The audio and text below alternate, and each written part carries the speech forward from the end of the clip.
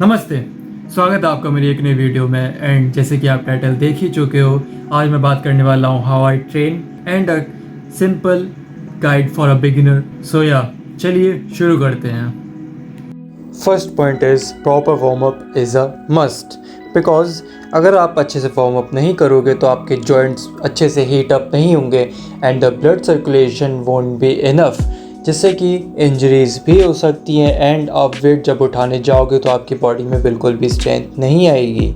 इसलिए अच्छे से वार्म अप करें। फ़र्क नहीं पड़ता आप पुश पुल कर रहे हो या लेग कर रहे हो या फिर आप ब्रो स्प्लिट फॉलो कर रहे हो, किसी भी स्प्लिट में आपको वार्म अप करना ही चाहिए। एंड वार्म अप करते हुए कुछ चीज़ों को ध्यान में आप रख सकते हो, जैसे कि एक बेसिक एक्सरसाइज जैसे कि पुश वाले दिन पुशअप्स वगैरह या फिर बैक वाले दिन पुलअप्स, स्क्वाट्स वगैरह लेग्स वाले दिन। बट लेकिन शोल्डर्स पे थोड़ा सा ज़्यादा एम्फेसिस करना चाहिए, बिकॉज शोल्डर्स बहुत ज़्यादा मूव होते हैं अपर बॉडी के टाइम पे। इसलिए proper warm up is a must. And the second point is learn how to use machines slash free weights. अब मैंने इस पॉइंट को इसलिए रखा है बिगिनर्स के लिए, बिकॉज आप जब जिम में पहली बार जाते हो तो आपके पास दो चॉइसेस होती हैं, मशीन्स यूज़ करें पहले या फिर फ्री वेट। पहली बात, आपको दोनों यूज़ करना सीखना पड़ेगा। इफ़ आपको वो यूज़ ही करना नहीं आता तो आप उसको अपने स्प्लिट में इंक्लूड ही नहीं कर सकते। इसलिए जिम में जाते ये मत सोचो कि मेरे को मशीन करना चाहिए, कौन सा मेरे लिए सही रहेगा या फिर किससे ऑप्टिमल ग्रोथ होगी। नहीं, आपको पहले वो सारी चीज़ें यूज़ करना सीखना होगा। अगर आप उन मशीन्स को यूज़ नहीं कर सकते तो आप उसमें फॉर्म भी अच्छी नहीं ला सकते, माइंड मसल कनेक्शन भी नहीं बन सकता। इसलिए अगर आप ओवरऑल पिक्चर को देखोगे तो उसमें आपको मशीन और फ्री वेट यूज़ करना सीखना चाहिए पहले। And the third point is use what suits you. अब आपके पास दो चॉइसेस होती हैं, बिकॉज अब आप बिगिनर भी हो एंड आपको 6 महीने भी हो चुके हैं जाते हुए जिम।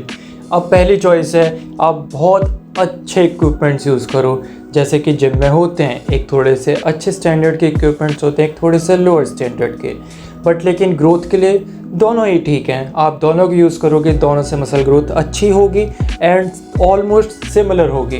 बट हर किसी की फिजियोलॉजी एंड बॉडी किसी भी एक चीज़ को ही सपोर्ट कर सकती है, दोनों को नहीं कर सकती है अच्छे से।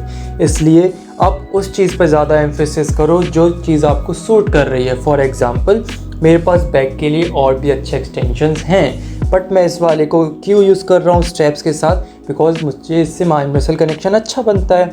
इसलिए वो यूज़ करो जो आपको अच्छा लग रहा है, माइंड मसल कनेक्शन बन रहा है। Fourth point is stick to basics slash one thing.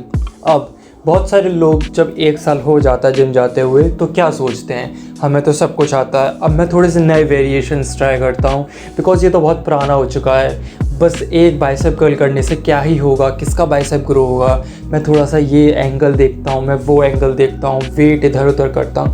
But to be honest, मैं सिर्फ एक एक्सरसाइज करता हूँ अपने बाइसेप्स के लिए and my biceps are pretty not big, but लेकिन they are defined and they are visible to everyone and they are appealing. इसलिए ज़रूरी नहीं है कि अगर आपके पास बहुत सारी चॉइसेस हैं तो आप सब पे इंडल्ज हो जाओ। नहीं, आप किसी भी एक बेसिक पे रुको, एक एक्सरसाइज परफॉर्म करो, बट अच्छे से करो, मास्टरी करो उस एक्सरसाइज की।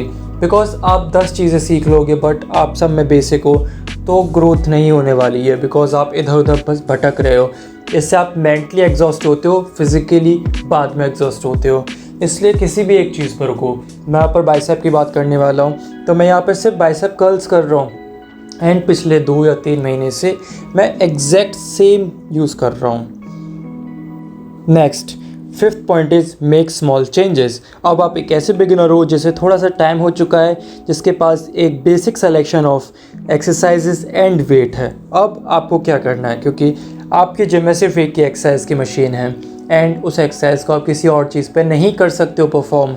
अब आप क्या करोगे, आप एक्सरसाइज तो चेंज नहीं कर सकते because of your physiology, but अब आप क्या करोगे, आप थोड़े से चेंजेस करोगे। फॉर एग्जांपल, मैं यहाँ पर बैठ के भी कर सकता हूँ, बट अगर मैं खड़े होकर करता हूँ तो उससे माइंड मसल कनेक्शन ज़्यादा अच्छा आता है, मुझे कॉन्ट्रैक्शन ज़्यादा अच्छा फील होता है, मुझे थोड़ा सा स्ट्रेच अच्छा मिलता है, इसलिए मैं खड़े होकर करता हूँ। इसलिए हर एक्सरसाइज में थोड़ा सा चेंज करने की कोशिश करो अपने फिजियोलॉजी के हिसाब से, ताकि आप उसका 100% निकाल सको।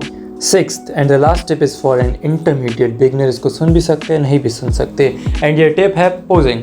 अगर आप कुछ टाइम हो चुका है एंड आप सारी चीज़ें अच्छे से कर रहे हो, बट एक माइंड मसल कनेक्शन की एक थोड़ी सी रिक्वायरमेंट होती है जो कि इंपॉर्टेंट नहीं है, बट थोड़ा सा अगर होता है तो थोड़ा सा हमें एज मिलता है उसके टॉप 1% में आने के लिए. तो आप पोजिंग करो जिससे कि हमें थोड़ा सा अच्छा फील होता है. आप अच्छे से मशीन पे भी एंड फ्री वेट में भी अच्छे फॉर्म के साथ एक्सरसाइज कर सकते हो. बाकी आज के लिए इतना ही. मिलते हैं किसी और दिन किसी और व्लॉग में. Till then peace, bye bye. Video अच्छी लगी हो तो एक कमेंट कर सकते हैं. दिल से अच्छी लगी हो तो एक दोस्त के साथ शेयर ज़रूर करिएगा. बाय.